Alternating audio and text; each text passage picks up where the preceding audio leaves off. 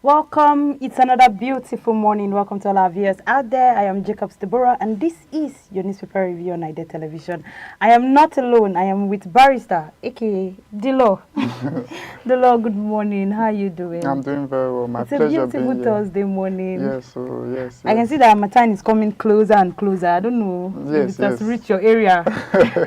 It has. There are some kind of like the dust and all of that. You just know that my time is close by. So, but we thank God for the weather, all this. Thank you very much, Barrister. Yeah. Okay, good morning to all our viewers out there. We'll be diving into our first newspaper, which is the Punch newspaper front page, where we see that Tinubu revokes pardon for Sanda and 114 high-profile inmates in page 2. We also see that Senate screening CDS high foreign partnership to crush insurgency in page 7.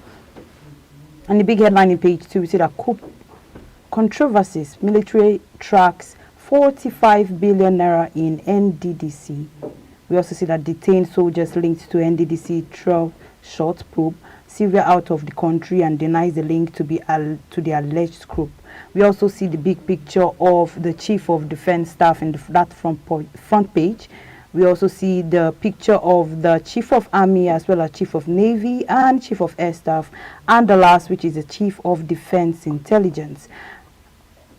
Now we'll be diving into the news on the coup controversy. Now we see that Nigerian Defense Intelligence Agency investigating a financial trail linking 45 billion naira from the Niger Delta Development Commission to politically exposed persons and detained soldiers accused of involvement in an alleged coup to plot against the President Bola Ahmed Tinubu's government. We also see that the reports indicates that the defense operative recently raided Abuja residence of the former Bayelsa governor and ex-minister of the State of Petroleum. We also see in connection with this probe, while some troop NDDC officials have been questioned over the transaction, the military maintained that the detained officers are being investigated for professional misconduct, not treason.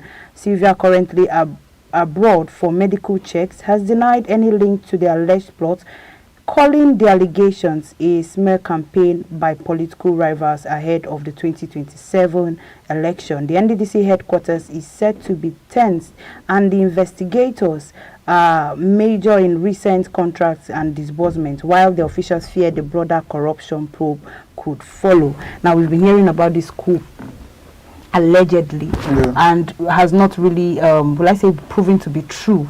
And of course, they don't have any substantial evidence to actually prove that this was done. But when you're now involving money into it, a lot of things happen. A lot of things play out in that particular situation. But I don't know what you have to say about this. Yeah, so anytime a coup is being planned or needs to be executed, monies will definitely be involved, you know. So there will be some people that want to back the coup financially. So we've not had any major coup in Nigeria, either they are successful or unsuccessful, that isn't backed financially.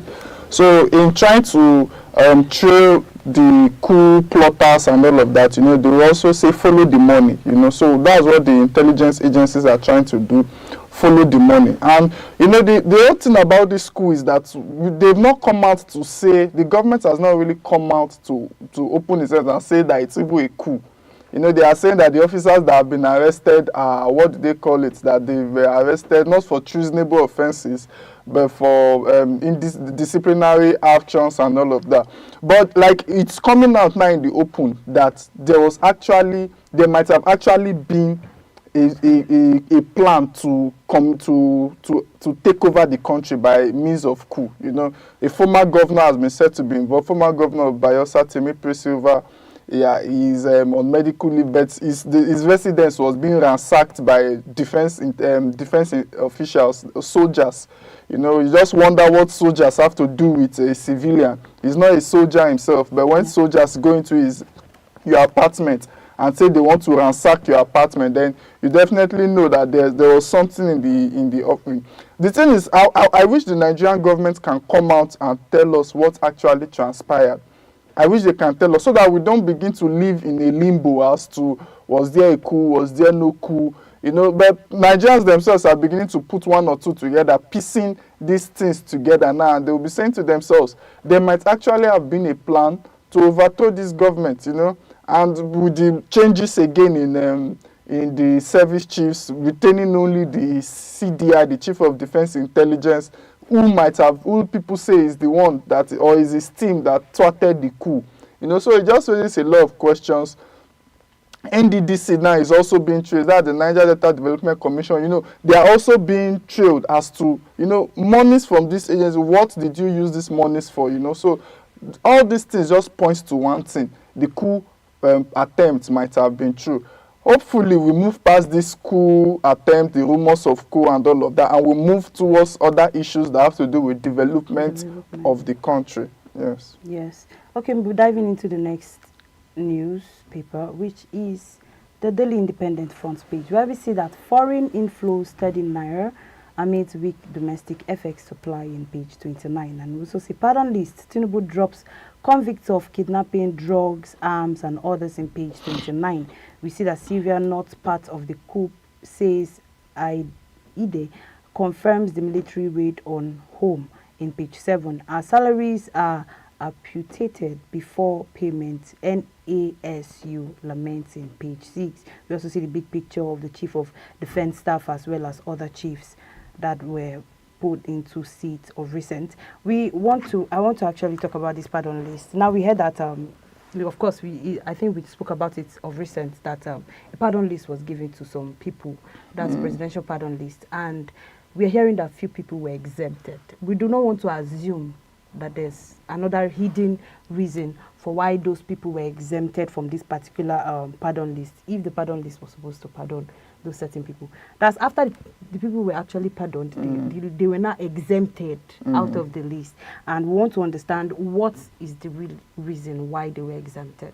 You see, basically, when you have criminals, people that have been convicted by the law courts, you know, and maybe they've just started serving their sentences. Probably they are just like Miriam Sanda now. I think she's now up to 5 years, maybe, that she has been convicted and she has been in jail.